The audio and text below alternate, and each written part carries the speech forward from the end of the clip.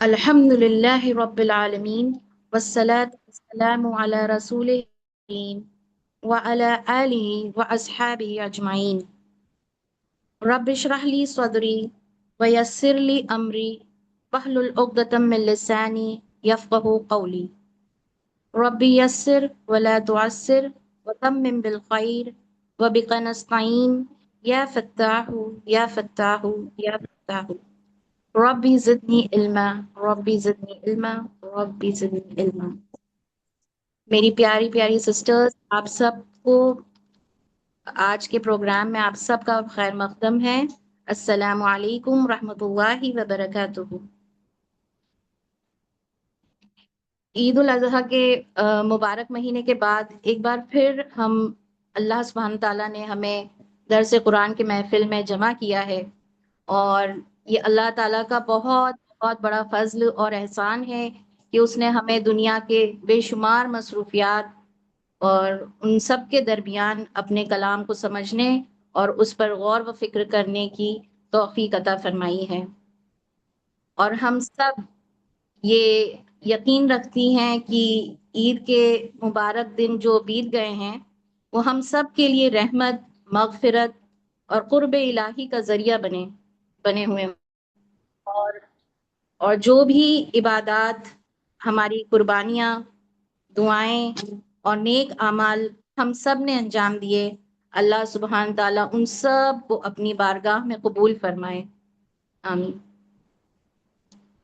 ہماری جو last class ہوئی تھی اس میں ہم نے سورہ بقرہ کی آیا نمبر 87 کا مطالعہ کیا تھا، جہاں اللہ سبحانہ تعالیٰ نے بنی اسرائیل پر اپنی عظیم نعمتوں کا ذکر کیا تھا.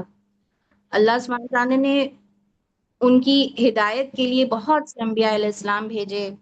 حضرت موسیٰ علیہ السلام کو کتاب عطا فرمائی، اور حضرت عیسیٰ علیہ السلام کو واضح معجزات دیے، اور روح القدوس یعنی حضرت جبرائیل علیہ السلام کے ذریعے ان کی مدد فرمائی. ان سب کے باوجود بنی اسرائیل کا رویہ ناشکری اور تکبر کا تھا.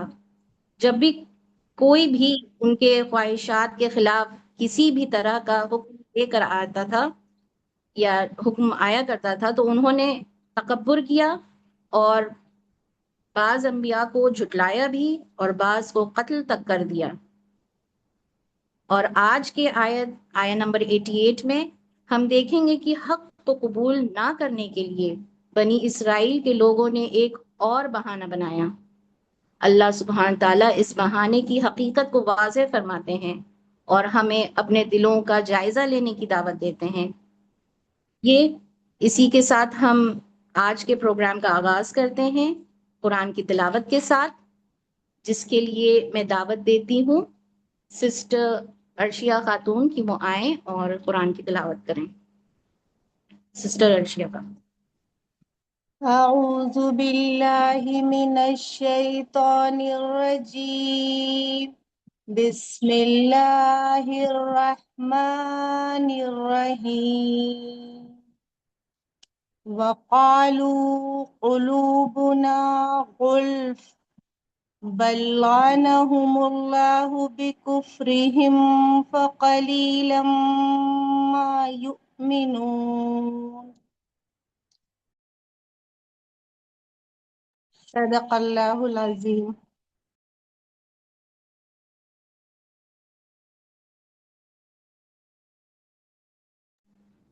جزاک اللہ خیرن غزیرہ. ماشاء اللہ بہت ہی خوبصورت تلاوت. اللہ تعالیٰ ہماری بہن کو اس تلاوت کا اجر عظیم عطا فرمائے. اور ایک بار پھر قرآن کی تلاوت کے لیے میں دعوت دیتی ہوں سسٹر ہینا خاتون کہ وہ آئیں اور تلاوت کریں. أعوذ بالله من الشيطان الرجيم. بسم الله الرحمن الرحيم. وقالوا قلوبنا غلف بل لعنهم الله بكفرهم فقليلا ما يؤمنون. صدق الله العظيم. ماشاء اللہ سسٹر، بہت اچھی تلاوت. الحمدللہ، اللہ تعالیٰ آپ کی محنت کو قبول فرمائیں۔ اب ہم اگلے مرحلے کی طرف بڑھتے ہیں۔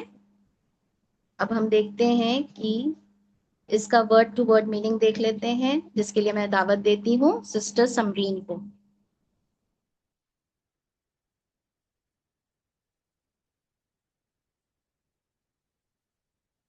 سسٹر سمرین،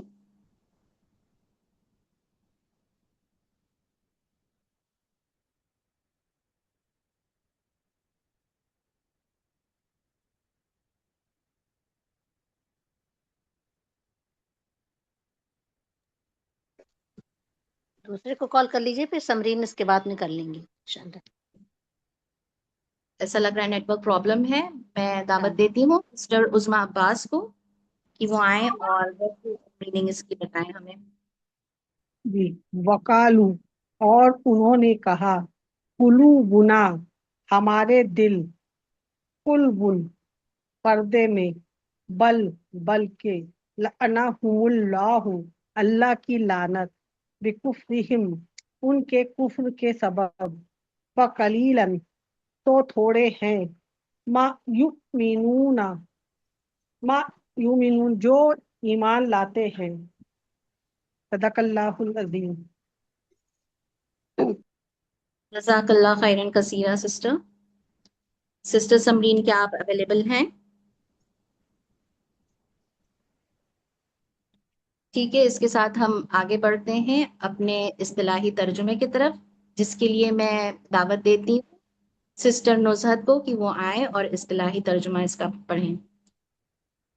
جی، بسم اللہ الرحمن الرحیم۔ اور یہ لوگ کہتے ہیں کہ ہمارے دل غلاف میں ہیں، نہیں بلکہ ان کے کفر کی وجہ سے اللہ نے ان پر پھٹکار ڈال رکھی ہے، اس لیے وہ کم ہی ہمارا ایمان لاتے جال ہیں۔ کا مخرج نہیں ہو رہا ٹھیک ہے۔ اور پتہ میرے کب سے خراب ہے، جب سے آسما مین کی کلاس میں لگی ہوں نا، جب سے۔ میوٹ کر لیجئے گا مائک۔ آپ لوگ بہت خیال رکھیے اپنے مائکس کا۔ جی سسٹر، دوبارہ سے پڑھوں کیا؟ جی ہاں، ڈسٹربینس ہو گئی تھی۔ جی ہاں، جی جی ہاں، پھر سے ایک جی بار بسم اللہ الرحمن الرحیم۔ اور یہ لوگ کہتے ہیں کہ ہمارے دل غلاف میں ہیں، نہیں بلکہ ان کے کفر کی وجہ سے اللہ نے ان پر پھٹکار ڈال رکھی ہے، اس لیے وہ کم ہی ایمان لاتے ہیں۔ صدق اللہ العظیم۔ جزاک اللہ خیرن کثیرہ سسٹر۔ اب ہم اگلے مرحلے کی طرف بڑھتے ہیں۔ اس میں ہم ان آیات کے پیغام، اس کی حکمت اور سبق کو تفسیر کی روشنی میں سمجھنے کی کوشش کریں گے، اور تفسیر کے لیے میں دعوت دیتی ہوں سسٹر تحسین کو کہ وہ آئیں اور اس کی تفسیر ہمیں بتائیں۔ جی، السلام علیکم ورحمۃ اللہ وبرکاتہ۔ وعلیکم السلام۔ اس آیت میں بنی اسرائیل یہودیوں کی ضد اور ان کے عقائد کا ذکر ہے، جب انہیں آپ صلی اللہ علیہ وسلم پر ایمان لانے کی دعوت دی گئی۔ تفسیر اور مفسرین کی روشنی میں اس کا خلاصہ درج ذیل ہے۔ ہمارے دل گلف ہے، اس کا مطلب ہے کہ ان کا کہنا تھا کہ ان کے دل میں غلاف، پردے میں ہے، یعنی ہماری سمجھ پر تالے لگ چکے ہیں، اور آپ صلی اللہ علیہ وسلم کی دعوت ہمارے دلوں تک نہیں پہنچ سکتی۔ ایک اور مطلب یہ بھی تھا کہ ان کے دلوں میں پہلے ہی علم کا اتنا ذخیرہ ہے کہ آپ صلی اللہ علیہ وسلم نے کیا نیا علم ان کے لیے ضرورت نہیں ہے۔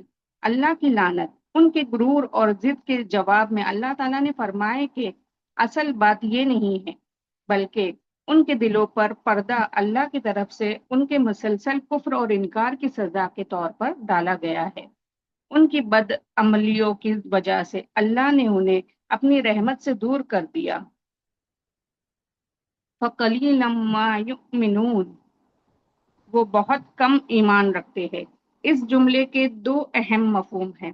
یہ تو ان کے ایمان لانے والے لوگوں کی تعداد بہت کم ہے، یا پھر ان کے ایمان بہت کمزور اور یا نامکمل ہے۔ مثال کے طور پر وہ موسیٰ علیہ السلام پر ایمان رکھ کر تورا کو تو مانتے تھے، لیکن آخری نبی صلی اللہ علیہ وسلم کا انکار کر کے اس آدھے ادھورے ایمان کو بھی ضائع کر دیتے تھے۔ جزاک اللہ خیر کثیرا۔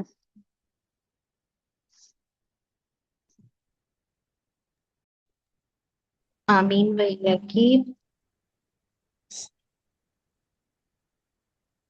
بہت اچھے سے آپ نے تفسیر ہمیں بیان کیا ہے، اور اس کو مزید ہم اس کا مفہوم سمجھنے کے لیے میں دعوت دیتی ہوں سسٹر صدف کو کہ وہ آئیں اور اس آیت کا مفہوم ہمیں سمجھائیں. السلام علیکم ورحمۃ اللہ وبرکاتہ. السلام ورحمۃ اللہ وبرکاتہ. اور انہوں نے کہا ہمارے دل غلاف میں، بلکہ اللہ پاک نے ان کے کفر کی وجہ سے ان پر لعنت کی ہے، پس وہ بہت کم ایمان لاتے ہیں. اس آیت میں بنی اسرائیل کا ذکر ہے. جب اللہ پاک کے نبی ان تک اللہ پاک کا پیغام لے کر آئے تو انہوں نے حق کو قبول کرنے کے بجائے کہا کہ ہمارے دل غلاف میں ہیں، یعنی ہمارے دل بند ہیں اور ہم اس تعلیم کو قبول کرنے کے لیے تیار نہیں. ان کے دل فطری طور پر بند نہیں تھے، بلکہ ان کے کفر اور ضد اور نافرمانی کی وجہ سے اللہ پاک کی لعنت ان پر ہوئی. اس سبب سے ان کے دل سخت ہو گئے اور وہ ہدایت کو قبول کرنے سے دور ہو گئے. حق بات سن کر اسے قبول کرنا چاہیے. گناہوں اور نافرمانی سے دل سخت ہو جاتے ہیں. اللہ پاک ہدایت ان لوگوں کو دیتے ہیں جو سچے دل سے حق کو تلاش کرتے ہیں. تکبر اور ضد انسان کو ایمان سے دور کر دیتے ہیں. یہ آیت ہمیں سکھاتی ہے کہ اپنے دل کو اللہ پاک کی یاد، قرآن کی تلاوت اور نیک عمل کے ذریعے زندہ رکھیں. جو شخص حق بات کو جان بوجھ کر ٹھکراتا ہے اس کا دل ہدایت سے دور ہوتا چلا جاتا ہے. بنی اسرائیل نے کہا کہ ان کے دل بند ہیں، لیکن اصل وجہ ان کا کفر اور نافرمانی تھی. اسی لیے وہ اللہ کی ہدایت کو قبول کرنے سے محروم رہے اور بہت کم ایمان لائے. صدق اللہ العظیم. جزاک اللہ خیرا کثیرا سسٹر.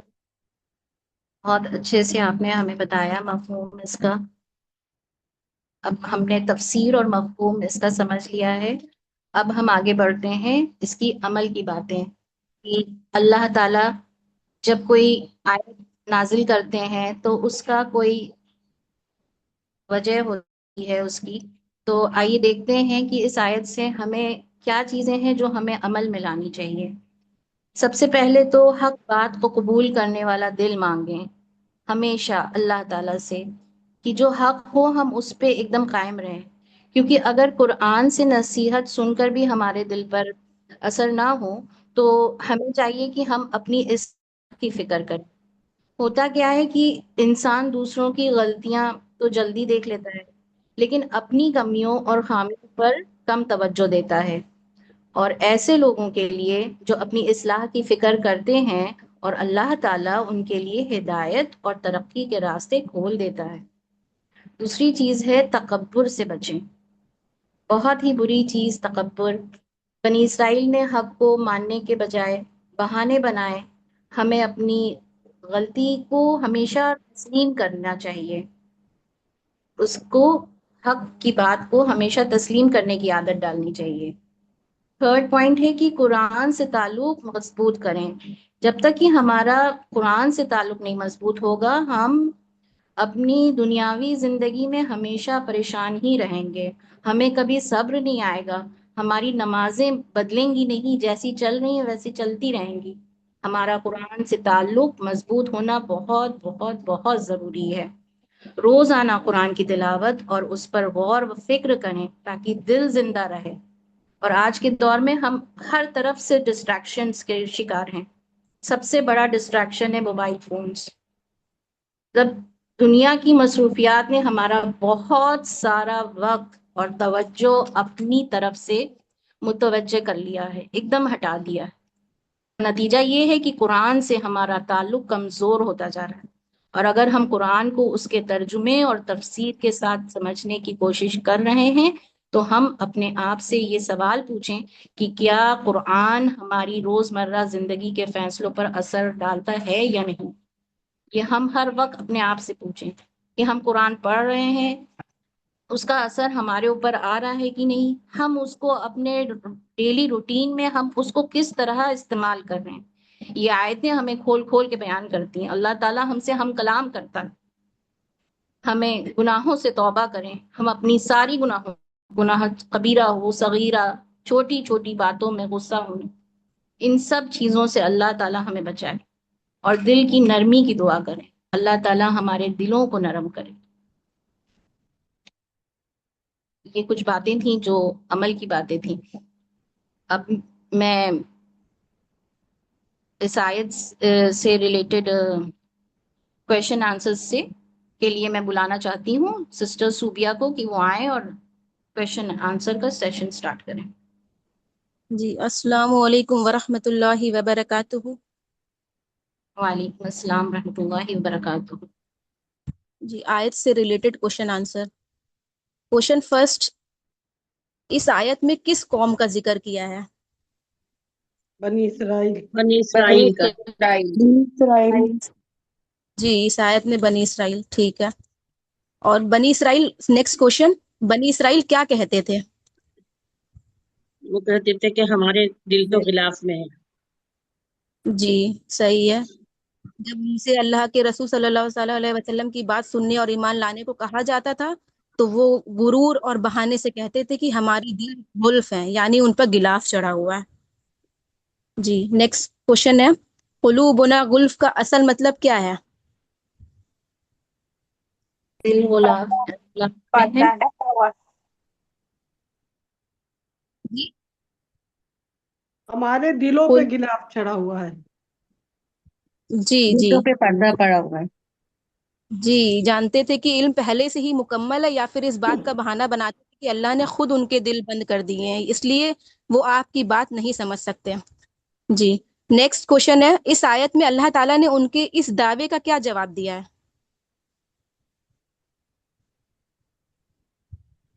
میم پھر سے ریپیٹ کر دیجیے، آپ کی وائس کٹ گئی تھی.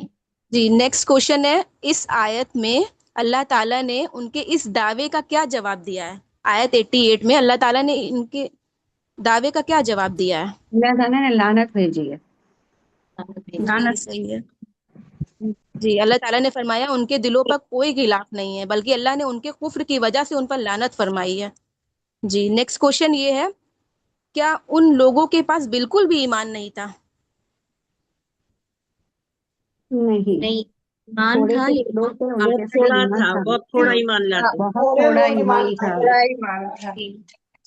جی جی ٹھیک ہے، ان کے پاس ایمان بہت کم تھا، اس لیے انہوں نے ایمان کو قبول نہیں کیا تھا، سچ کو قبول نہیں کیا تھا. اچھا اب تجویز سے ریلیٹڈ کچھ کوشچن آنسرس ہیں. کوشچن فرسٹ یہ ہے، وقالو میں کون کون سی مد ہو رہی ہے اور اس کو کتنی حرکت کھینچیں گے؟ الف مدہ ہے، واو مدہ ہے، دو بات حرکتیں واؤ مدہ ہو رہا ہے تو کون کھینچا جائے گا؟ دونوں ٹو کاؤنٹ کھینچیں گے، الف مدہ بھی اور واو مدہ بھی. جی جی ٹھیک ہے. نیکسٹ ہے، بل لعنہم اللہ میں با کو تشدید والے لام سے کیوں ملا کے پڑھ رہے ہیں، اس کے لام سے کیوں نہیں پڑھ رہے ہیں؟ ادغام ہو رہا ہے. کیونکہ یہ ادغام ہو رہا ادغام بلا ہونا. بلا گنہ، ادغام بلا گنہ ہے. جی جی نہیں، یہ والا کوشچن ہم پھر سے بول رہے ہیں، بل لعنہم اللہ با کو تشدید والے لام سے کیوں ملا کے پڑھ رہے ہیں؟ یہ کیونکہ متقاری وہ بیان ہو رہا اللہ ہے. کلام ہے، لام جلالہ. علام جلالہ ہے. تو اس کو پر بھی پڑھیں گے اور میم سے ملائیں گے بھی، اور اس پہ فتحہ مستقیمہ ہے، 2 کاؤنٹ لانگیج بھی کریں گے. نہیں کوشچن وہ نہیں پوچھ سمجھ پا رہی رہے ہیں ہیں آپ کہ لوگ. نہیں، ہاں متقاری بیان ادغام ہو رہا ہے. یہ ادغام، جی ادغام مثلین ہو رہا ہے. ادغام مثلین ہو رہا ہے، دونوں لام تین ہیں لام آ سیم رہے والے، ہیں. سیم حرکت والے، سیم جی لام ہیں. جی جی جی جی اچھا نیکسٹ کوشچن یہ ہے، بل لعنہم اللہ میں اللہ کے لام کو کیسے پڑھیں گے؟ اگر موٹا پڑھیں گے تو کیوں پڑھیں گے، اور باریک پڑھیں گے تو کیوں پڑھیں گے؟ اس کے وہ اس سے پہلے ہے، اس اس سے لیے پہلے موٹا پڑیں گے. ضمہ ہے تو اس لیے موٹا پڑا ضمہ جائے گا. ہے تو اللہ کے لام سے پہلے ضمہ ہے، اس لیے اسے پر پڑھیں گے. جی جی جی ٹھیک ہے. اور جب جی کسرہ ٹھیک ہوگا تب باریک پڑیں گے. جی نیکسٹ کوشچن یہ ہے، وقلی لما میں کون سا قاعدہ ہو رہا ہے؟ ادغام ہو رہا ہے، ادغام مال گنہ ہو رہا ہے. ادغام ود گنہ ہو رہا ہے. جی गुन्ना के साथ पढ़ें, ठीक है. युमिनूना में वाव पे हमजा है, हमजा पे साकिना है, तो उसको कैसे पढ़ेंगे? झटके के झटके से साथ पढ़ेंगे। जी, यही मेरे क्वेश्चन आंसर्स फिनिश होते हैं. सदक़ल्लाहुल अज़ीम. बहुत अच्छे क्वेश्चन थे माशाल्लाह. जज़ाकल्लाह खैरन सिस्टर, बहुत अच्छे आपने क्वेश्चंस किए माशाल्लाह. उम्मीद करती हूँ हमारे सारे सिस्टर्स के जहन और अच्छे से खुल गए होंगे इस आयत को लेकर के. माशाल्लाह बहुत ही अच्छे क्वेश्चंस और आंसर्स भी बहुत बखूबी आगे बढ़ चढ़ करके सबने दिया, अल्हम्दुलिल्लाह. अब मैं दावत देती हूँ हमारी प्यारी मैम साना इकबाल मैम को कि वो आए और ग्रामर से रिलेटेड क्वेश्चन आंसर्स करें. चलिए स्टार्ट करते हैं question. Question number 1, Kalu fail सही और इल्लत के हिसाब से बताइए. बोतल अजवक. बहुत अजवफ. क्वेश्चन नंबर 2, कुलूबुन का वाहिद. कल्बुन. कल्बू. गुड. नेक्स्ट क्वेश्चन है, कल्ब. कुलूबु पर ज़म्मा है, ये इसम की कौन सी हालत?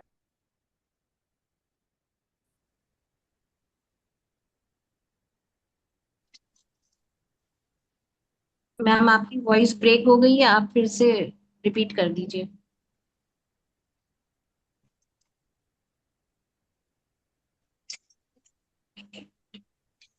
है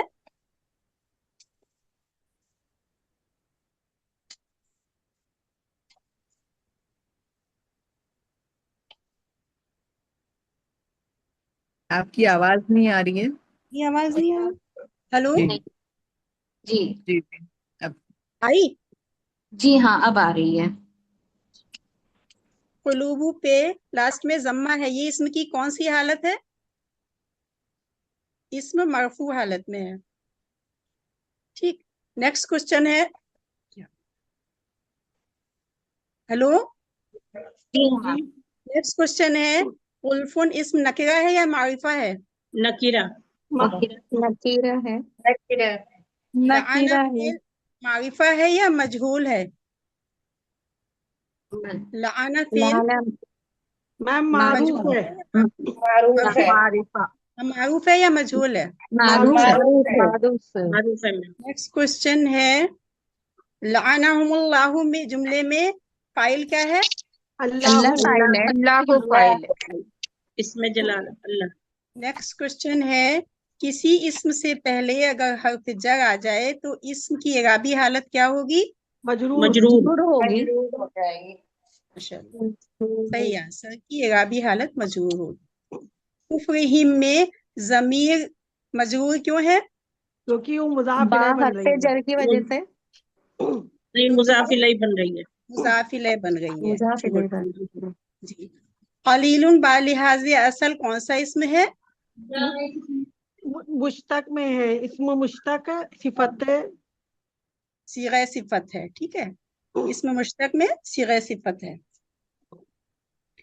नेक्स्ट क्वेश्चन है कि अगर जुमले में मंसूब इस्म मुकद्दम आ जाए तो क्या बनता है? मफूल. मफऊल बनता है. गुड. नेक्स्ट क्वेश्चन है, युमिनूना फेल जो किस उससे है? बाप से? इफ़ाल. इफ़ाल बाब इफ़ाल. बाब इफ़ाल से है.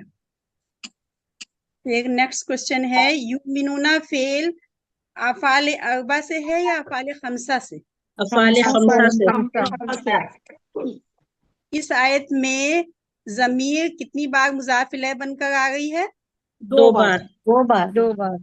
Very good. जज़ाकल्लाह खैरन कसीरन. हो गया.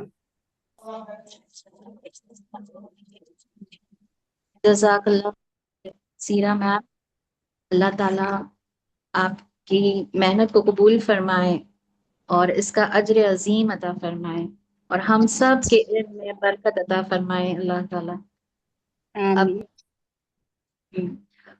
अब मैं हदीस के लिए बुलाना चाहूंगी सिस्टर आतिरा अलवी कि वो आए और हमें हदीस की रोशनी में चंद बातें बताएं.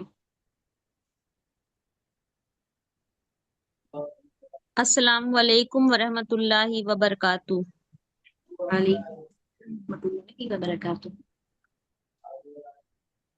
رب اشرح لی صدری ویسر لی امری واحلل عقدۃ من لسانی یفقہوا قولی۔ جیسا کہ آپ سب کو پتہ ہے کہ درس قرآن کے بعد حدیث کا وہ آتا ہے، تو میرا حدیث کا آج کا ٹاپک ہے آخرت کی فکر۔ خدا کا کتنا بڑا فضل اور احسان ہے کہ اس نے ہماری رہنمائی کے لیے اپنی مقدس کتاب نازل فرمائی تاکہ ہم حرام، حلال اور صحیح غلط کو جان لیں، ہمیں معلوم ہو جائے کہ ہمارے رحیم اور شفیق آقا کی پسند ناپسند کیا ہے، ہم آگاہ ہو جائیں کہ وہ ٹیڑھے راستے کون سے ہیں جن پر چلا کر ہمارا ہمیشہ کا دشمن شیطان ہمیں جہنم میں پہنچاتا ہے، اور وہ سیدھا راستہ کون سا ہے جو انبیاء، صدیقین، شہداء اور صالحین کا راستہ ہے، جو سیدھا جنت کو جاتا ہے۔ اس نے ہمیں باخبر کیا تاکہ ہم شیطان کے پھندوں سے بچتے ہوئے، ٹیڑھے راستوں سے منہ موڑتے ہوئے سیدھے راستے پر چل کر جنت میں اپنا مقام بنا لیں۔ اس آقا کی بے پناہ رحمتوں شفقتوں کا اندازہ اس سے کیجئے کہ اس نے صرف ہمیں حرام حلال اور صحیح غلط بتا دینے پر بس نہیں کیا، بلکہ اپنی پاک کتاب میں موقع موقع سے ایسی چیزیں بھی ہمارے ذہن میں بٹھا دیں تاکہ ہم راہ کے کانٹوں میں الجھ کر نہ رہ جائیں، بلکہ سیدھی راہ پر چلتے ہوئے منزل کی طرف آگے ہی بڑھتے چلے جائیں۔ خدا تعالیٰ نے فرمایا، حدیث قدسی ہے، پسندیدہ چیزوں کی محبت نے لوگوں کو فریفتہ کیا ہے، یعنی عورتوں اور بیٹوں اور سونے چاندی کے جمع کیے ہوئے خزانوں اور عمدہ گھوڑوں یعنی اچھی اچھی سواریوں اور مویشیوں اور کھیتی کی محبت نے فریفتہ کر لیا ہے، حالانکہ یہ دنیاوی زندگی میں کچھ دنوں کے استعمال کے سامان ہے اور بہتر ٹھکانہ تو خدا کے پاس ہی ہے۔ سورہ نمبر 3 آیت نمبر 14، یہ اللہ پاک فرماتے ہیں، حدیث قدسی تھی۔ دنیا اپنے پورے حسن کے ساتھ آتی ہے تاکہ انسان کو اپنی طرف آکرشت کر لے اور ہر طرف سے پھیر کر اسے اپنا ہی عاشق بنا لے۔ آقا کا کلام چوکاتا ہے، اور او غافل، دنیا کی چمک دمک، بیوی بچے اور مال و دولت ایسی چیزیں نہیں جن سے محبت کی جائے، دلوں میں تو اپنے آقا کی محبت بساؤ۔ دنیا میں تو جو کچھ ملا ہے وہ صرف اس لیے ہے کہ جب تک سانس آتی جاتی ہے انہیں استعمال کر لو اور ان سے فائدہ اٹھا لو۔ اپنی نظر ہمیشہ اپنی منزل پر رکھو۔ حقیقتوں کے راز جاننے والے حضرت محمد صلی اللہ علیہ وسلم نے اپنے الفاظوں میں ان حقیقتوں پر سے اس طرح پردہ اٹھایا ہے۔ بندہ کہتا ہے میرا مال، حالانکہ اس کے مال میں سے جو کچھ اس کا ہے وہ صرف 3 چیزیں ہیں۔ پہلا، جو کھا کر ختم کر دیا گیا، دوسرا جو پہن کر پرانا کر دیا گیا، تیسرا اور جو خدا کی راہ میں دے کر حقیقت میں اپنے لیے جمع کر لیا، اور جو کچھ اس کے علاوہ ہے وہ دوسروں کے لیے اسے چھوڑ کر چلے جانا ہے۔ صحیح مسلم کی حدیث ہے یہ۔ اگر انسان کے پاس 2 گھاٹی یعنی پہاڑ کے برابر بھر مال ہو جائے تو اسے تسکین نہ ہوگی، بلکہ وہ پھر تیسرا پہاڑ بھی چاہے گا۔ انسان کے پیٹ کی بھوک کو صرف قبر کی مٹی ہی بھرے گی، البتہ جسے توبہ کرنے کی توفیق مل جائے تو خدا توبہ کرنے والوں کی توبہ قبول بھی کرتا ہے۔ صحیح بخاری اور صحیح مسلم کی حدیث ہے یہ بھی۔ 3 چیزیں مرنے والے کے ساتھ لگی رہتی ہیں، مرنے والے کے بعد 2 چیزیں ساتھ چھوڑ دیتی ہیں، ایک باقی رہ جاتی ہے۔ وہ 3 چیزیں بیوی، بچے، مال اور عمل ہیں۔ چنانچہ بیوی، بچے اور مال کا ساتھ تو چھوٹ جاتا ہے، البتہ عمل ساتھ دیتا ہے۔ صحیح بخاری، صحیح مسلم کی حدیث۔ آخری حدیث ہے، اس پہ ذرا غور فرمائیے گا۔ حضرت ابو ہریرہ رضی اللہ عنہ سے روایت کرتے ہیں کہ جب قرآن کی آیت وَأَنذِرْ عشر تقل اقربین یعنی اے پیغمبر اپنے قریبی خاندان والوں کو ڈرائیے نازل ہوئی تو نبی صلی اللہ علیہ وسلم نے قریش کو دعوت دی، چنانچہ سب عام و خاص اکٹھا ہوئے تو اے کعب ابن لوئی کے جانشینوں اپنے کو جہنم کی آگ سے بچاؤ، اے عبد الشمس کے جانشینوں اپنے کو جہنم کی آگ سے بچاؤ۔ اور ایک روایت میں ہے کہ آپ نے فرمایا اے قریش کے لوگوں اپنی فکر کرو، خدا کے یہاں میں تمہارے کچھ بھی کام نہ آؤں گا، اے صفیہ خدا کے رسول کی پھوپھی خدا کے یہاں میں تمہارے کچھ بھی کام نہ آؤں گا، اے محمد کی بیٹی فاطمہ میرے مال میں سے جو چاہو مانگ لو، خدا کے یہاں میں تمہارے کچھ بھی کام نہ آؤں گا۔ صحیح مسلم کی حدیث۔ اسی کے ساتھ میں اپنی بات کو ختم کرتی ہوں۔ جزاک اللہ خیرن کثیرا وآخر دعوانا ان الحمد للہ رب العالمین۔ آمین و ایاکی۔ جی ماشاءاللہ بہت اچھی حدیث آپ نے بتائی، یہ کہ جو بات ہم سمجھ پائے ہیں کہ دنیا ہمارا اصل ٹھکانہ نہیں ہے اور بہترین ٹھکانہ اللہ کے قرب میں ہے بے شک۔ اب ہم پروگرام کے اگلے مرحلے میں چلتے ہیں جس میں ہم نبی صلی اللہ علیہ وسلم کی ازواج مطہرات کی زندگی پر روشنی ڈالیں گے۔ اس کے لیے میں دعوت دیتی ہوں سسٹر نگار میم کو کہ وہ آئیں اور ازواج مطہرات پر روشنی ڈالیں۔ السلام علیکم ورحمۃ اللہ وبرکاتہ۔ وعلیکم السلام ورحمۃ اللہ وبرکاتہ۔ ابھی تک ہم لوگوں نے 3 ازواج کے بارے میں سن لیا ہے۔ نمبر 1 پہ خدیجہ رضی اللہ تعالیٰ عنہ، دوسرے نمبر پہ حضرت سعودہ رضی اللہ تعالیٰ عنہ، تیسرے نمبر پہ حضرت عائشہ رضی اللہ تعالیٰ عنہ۔ آج ہم چوتھی ازواج کے بارے میں جانیں گے، اس کا نام ہے حضرت حفصہ رضی اللہ تعالیٰ عنہ۔ وہ ایک بڑی شخصیت کی بیٹی تھی، ان کا نام تھا حضرت عمر فاروق رضی اللہ تعالیٰ عنہ۔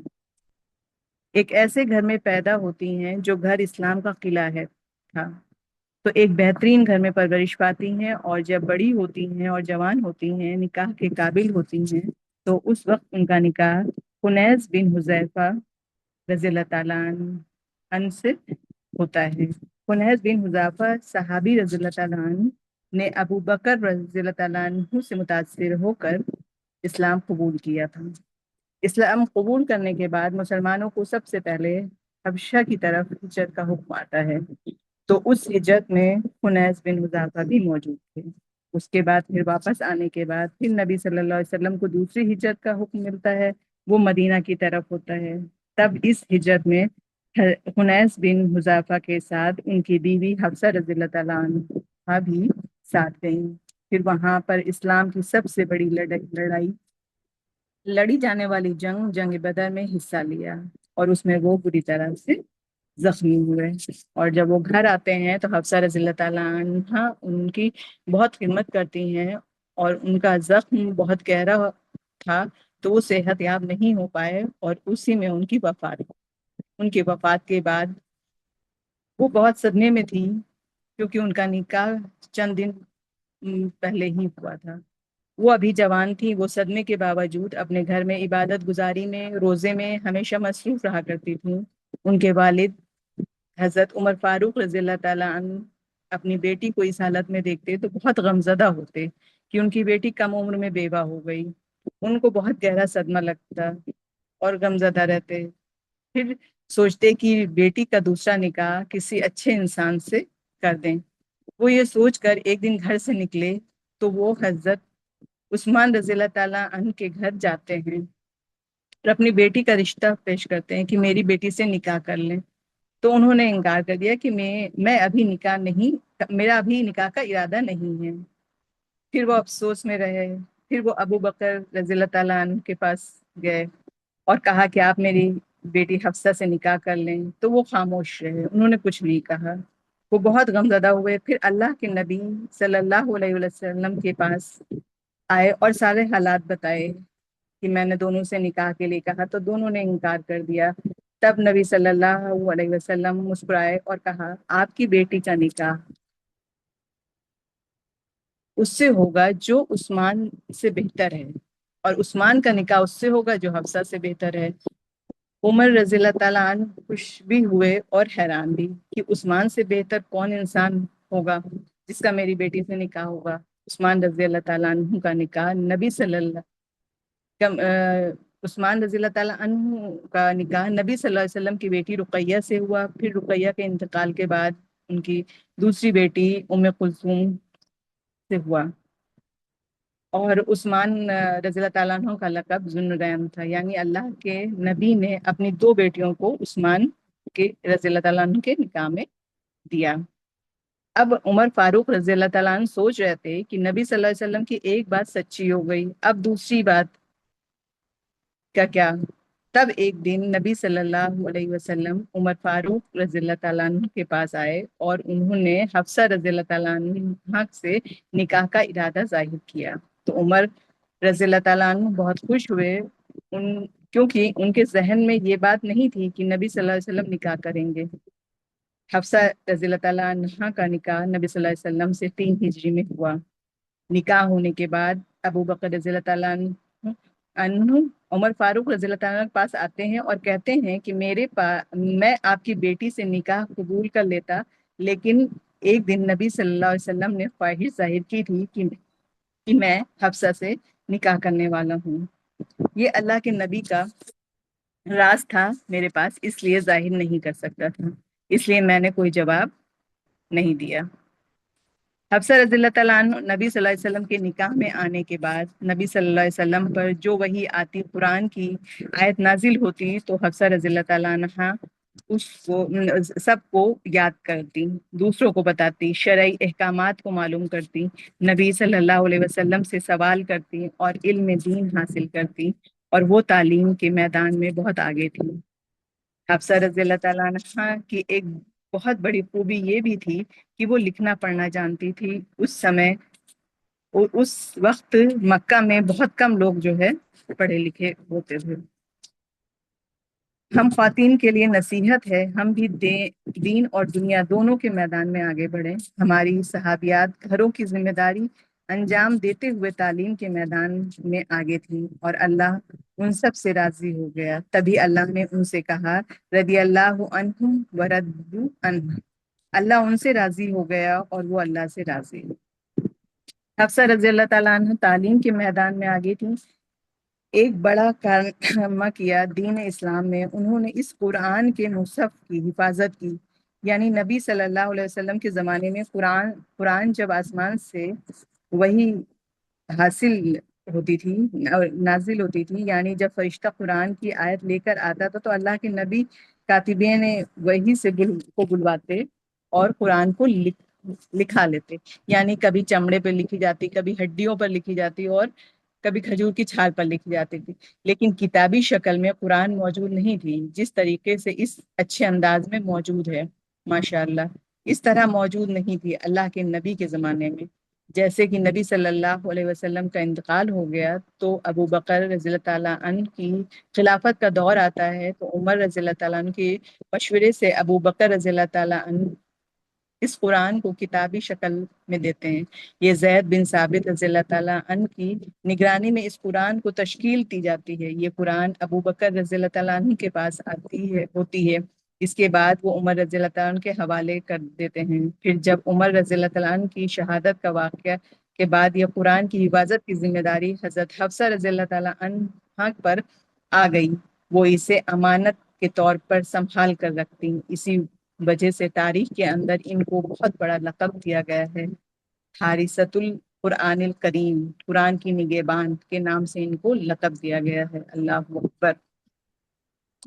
جہاں پر حفصہ رضی اللہ تعالیٰ نے اپنی ان ذمہ داریوں کو سنبھالا، اپنے گھر کی ذمہ داری کو بھی سنبھالا، اپنے شوہر کی ذمہ داری سنبھالا، وہیں دین کی ایک بڑی ذمہ داری کو بھی سنبھالا۔ حفصہ رضی اللہ تعالیٰ عنہ کی زندگی میں ایک بڑی آزمائش بھی آئی جب اللہ کے نبی صلی اللہ علیہ وسلم نے ان کو طلاق دیا۔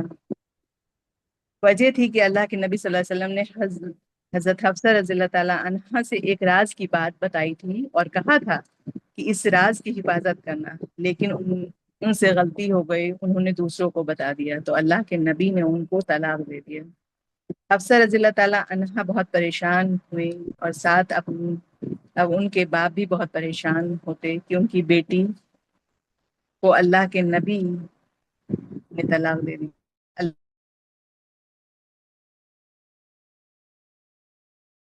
اے اللہ کے نبی، حفصہ کو اپنے نکاح میں واپس لے لو، اس لیے کہ وہ خاتون ہیں جو نماز پڑھنے والی ہیں، عبادت گزار ہیں، روزے رکھنے والی ہیں، لہٰذا نکاح میں واپس لے لیں۔ ان کی خصوصیت اور شخصیت دیکھیے کہ اللہ سبحانہ تعالیٰ آسمان سے وحی نازل کرتے ہیں اور کہتے ہیں کہ جنت میں یہ آپ کی بیوی ہیں تو ان کو نکاح میں واپس لے لو۔ پھر یہ سن کر اللہ کے نبی صلی اللہ علیہ وسلم نے ان کو نکاح میں واپس لے لیا۔ ان سب واقعے سے کیا پیغام ملتا ہے کہ ہم شوہروں کے رازوں کی حفاظت کریں اور جو چیز نہیں پسند وہ نہ کریں۔ حفصہ رضی اللہ تعالیٰ نے 7 حدیث کو بیان کیا ہے، یعنی انہوں نے 7 حدیث بھی جو ہے بتائی ہے، اور 60 سال کی عمر میں 45 ہجری میں مدینے میں وفات پائیں، اور جب وہ ان کی وفات ہوئی تو وہ روزے سے تھی۔ مدینے میں اس ٹائم حضرت امیر معاویہ رضی اللہ عنہ کا حکومت کا زمانہ تھا۔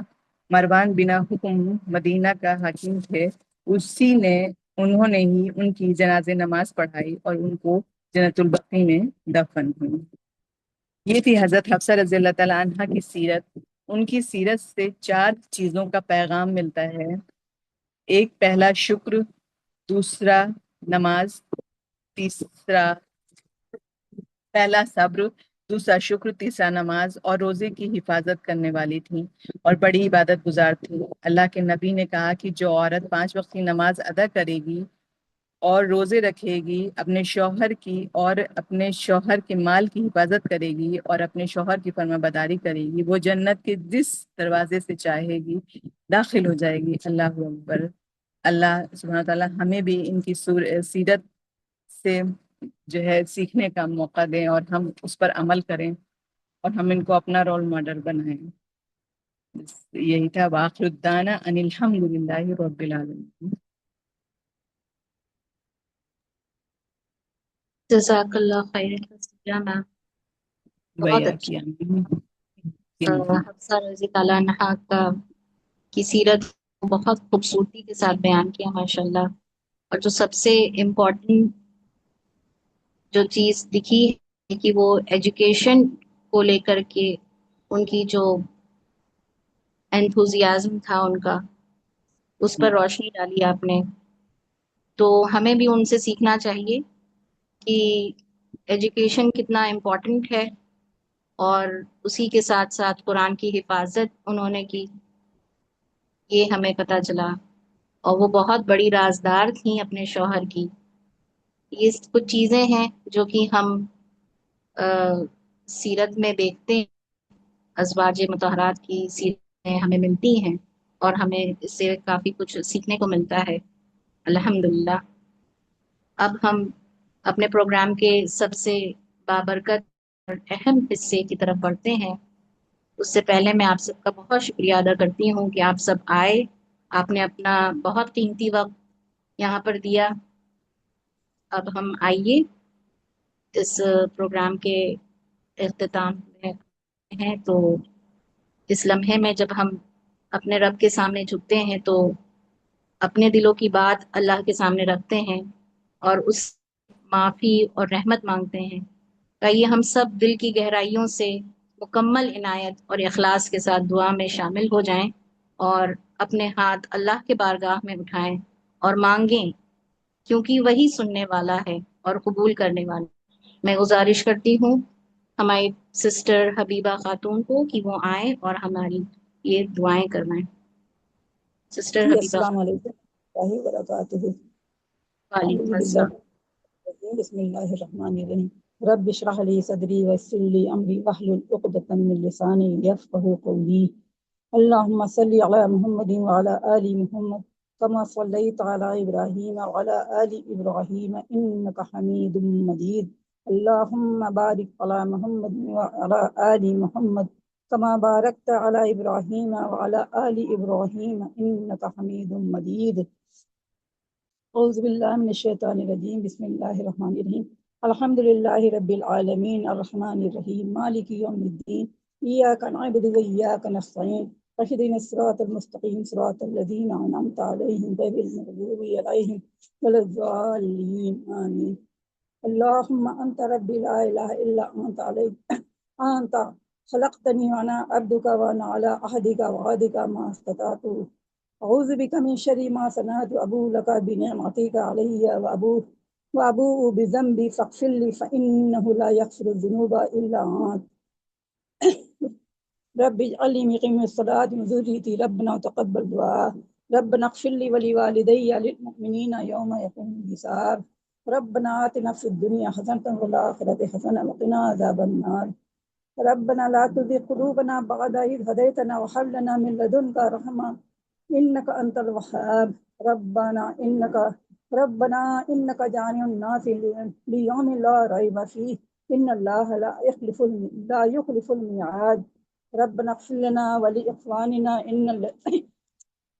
الذين سبقوا ربنا اغفر لنا ولإخواننا الذين سبقونا بالإيمان ولا تجعل في قلوبنا غلا للذين آمنوا ربنا إنك رؤوف رحيم.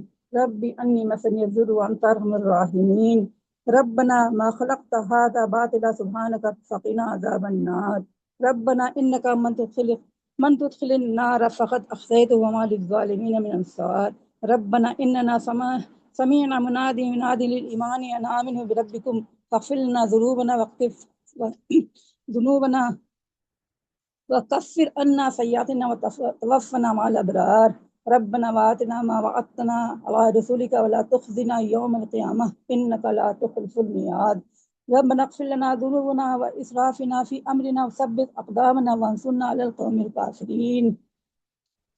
يا مقلب القلوب ثبت قلبي على دينك. يا مقلب القلوب ثبت على دينك. ربي أني مسني الضر وأنت أرحم الراحمين. اللهم إني حاسبني حسابا يسيرا. اللهم اغشني برحمتك ونجني عذابك. اللهم إني أسألك الجنة. اللهم إني أجرنا من النار. اللهم إني أجرنا من النار. ربنا اغفر لي ولوالدي للمؤمنين يوم يقوم الحساب. یا ارحم الراحمین یا قاضی الحاجات یا مسلوار. اے میرے پیارے پیارے اللہ، اے غفور رحیم، اے پاک بے نیاز، اے رب العزت، اے عزت آبرو دینے والے اللہ، اے میرے پیارے پیارے اللہ، اے اللہ ہم سب تیرے عاجز بندے ہیں، اپنے گناہوں، غلطیوں اور کمزوریوں کے ساتھ تیرے سامنے حاضر ہے۔ اے میرے اللہ تو بہت مہربان، نہایت رحم والا، معاف کرنے والا ہے۔ ہمارے تمام چھوٹے بڑے گناہوں کو معاف فرما دے۔ اے میرے پیارے اللہ ہمارے دلوں کو پاک صاف فرما، ہم سچ بولنے، اچھے کام کرنے والے، برائیوں سے بچنے کی توفیق عطا فرما۔ اے میرے پیارے اللہ ہمارے دلوں میں محبت، احترام اور ایک دوسرے کے لیے خیر و خواہی عطا فرما۔ اے اللہ ہمارے اساتذہ، رشتہ داروں اور تمام مسلمانوں، ساری دینی بہنوں پر رحم فرما۔ اے اللہ میرے بیماریوں کو شفا عطا فرما۔ اے اللہ میرے جو بڑے بزرگ بیمار ہیں، میرے چچا بہت بیمار ہیں، انہیں شفا عطا فرما، انہیں لمبی زندگی عطا فرما۔ اے اللہ انہیں شفا دے دیجیے، اللہ انہیں شفا عطا فرما۔ پریشان حال لوگوں کی پریشانیاں دور فرما، اور جو لوگ مشکلات میں ہیں ان کے لیے آسانیاں پیدا فرما۔ یا اللہ ہمیں علم نافع عطا فرما۔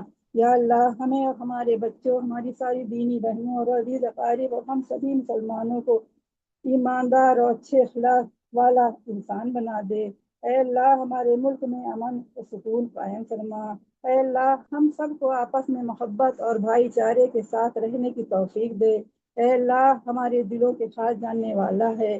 اے ہمارے دلوں سے جھوٹ اور غرور کو دور کر دے۔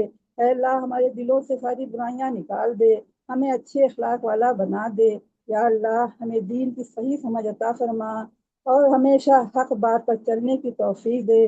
ہمیں ایسے کام کرنے کی ہمت دے، توفیق دے جو تجھے پسند ہو۔ اے اللہ ہم سب سے راضی ہو جا۔ اے اللہ ہم سب سے راضی ہو جا۔ اے اللہ ہم سب مسلمانوں کی مدد فرما، بھوکھوں کو رزق عطا فرما، بے گھروں کو پناہ دے اور ہر پریشان انسانوں کی مشکل دور کر دے۔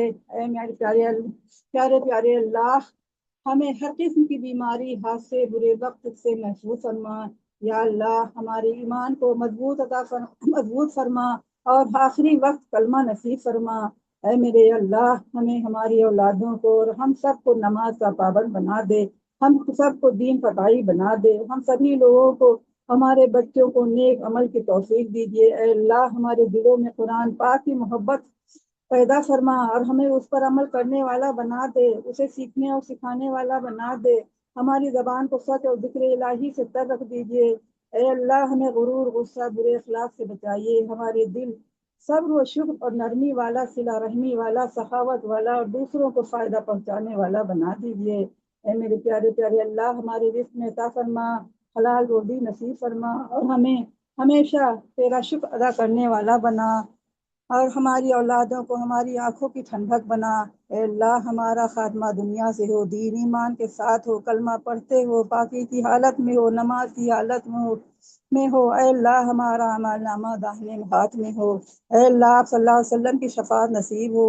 اے اللہ آپ صلی اللہ علیہ وسلم کے ہاتھ سے حوض کوثر پینا نصیب ہو۔ اے اللہ ہم سبھی لوگوں کو حج و عمرہ کی سعادت نصیب عطا فرما۔ اے اللہ ہمارے چاہنے والے عزیز اقارب اور ہم سبھی لوگوں کو جو حیات ہیں انہیں زندگی اور صحت عطا فرما اور مشکلیں آسان کر دیجیے، اور جتنے بھی مرحوم اس دنیا سے جا چکے ہیں ان کی مغفرت کر دیجیے، ان کی قبر نور سے بھر دیجیے اور جنت میں اعلیٰ مقام دیجیے۔ اے اللہ ہم سب کی نیک اور جائز دعائیں اپنے حضور صلی اللہ علیہ وسلم کے طفیل میں قبول فرمائیے۔ اے اللہ ہم سب مسلمانوں کی مدد فرمائیے۔ اے اللہ ہم جتنے بھی اس دنیا میں، ہم لوگوں کو قبر کے عذاب سے بچائیے، دوزخ کی آگ سے بچائیے۔ اللہ ہمیں جنت الفردوس عطا فرمائیے، ہم سبھی بہنوں کو جنت الفردوس عطا فرمائیے، ہم سبھی لوگوں کو نیک ہدایت دیجیے۔ اللہ ہم سبھی لوگوں کو نیک ہدایت دیجیے۔ اے اللہ ہمارے سارے چھوٹے بڑے گناہ سب معاف کر دیجیے۔ اے اللہ جتنے بھی میں سب کی مغفرت کر دیجیے۔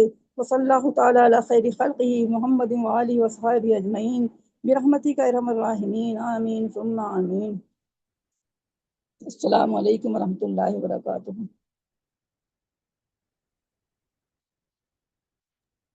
وعلیکم السلام۔